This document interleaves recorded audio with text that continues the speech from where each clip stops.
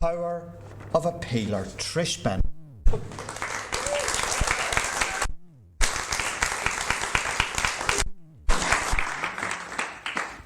How are you?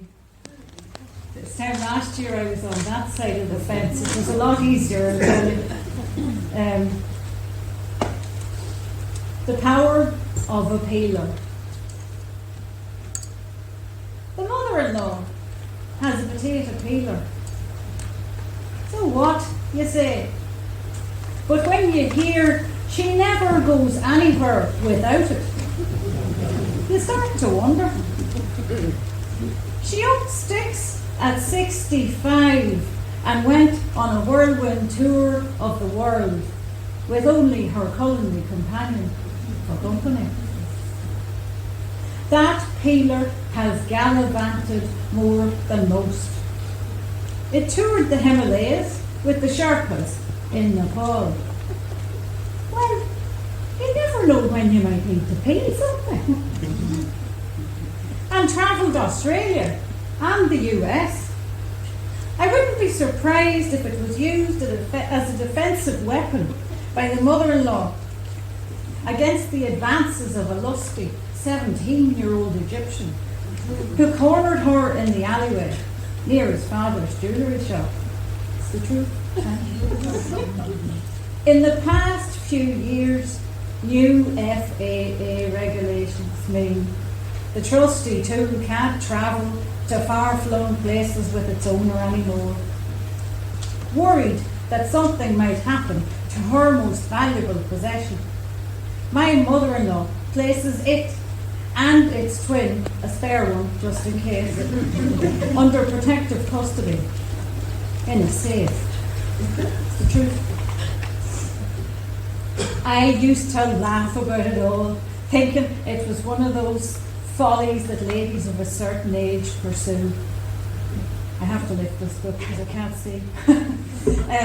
I used to laugh about it all, thinking it was one of those follies that ladies of a certain age pursue.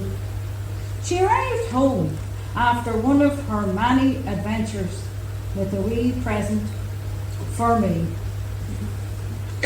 A potato peeler. I think it was bought in Italy or France and carried home with several siblings, nestled in the trusty leather handbag, beside the passport and the gold jewellery.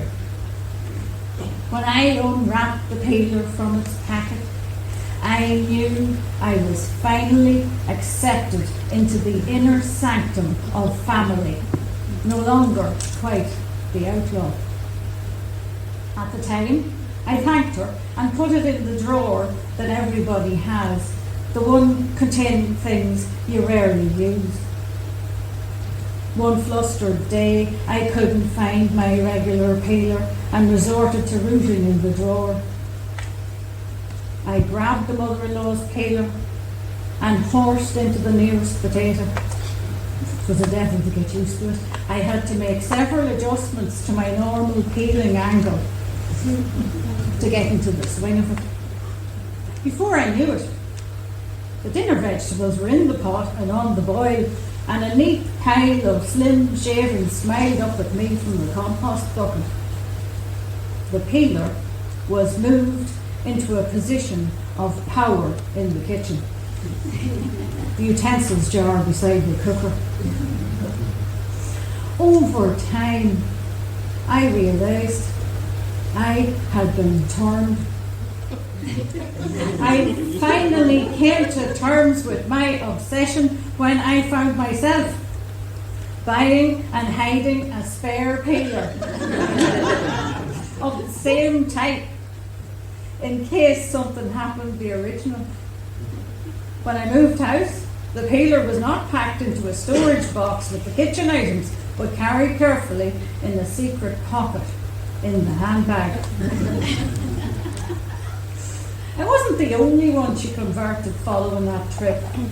During a family holiday, my husband spotted my sister-in-law and her boyfriend, a normally easy-going couple, arguing whose turn it was to use the good peeler. The argument was heated and all stayed well away. till they settled, peace was restored, and they took turns sharing use of that powerful utensil. On a recent trip to my own mother's house, I found myself cursing her potato peeler.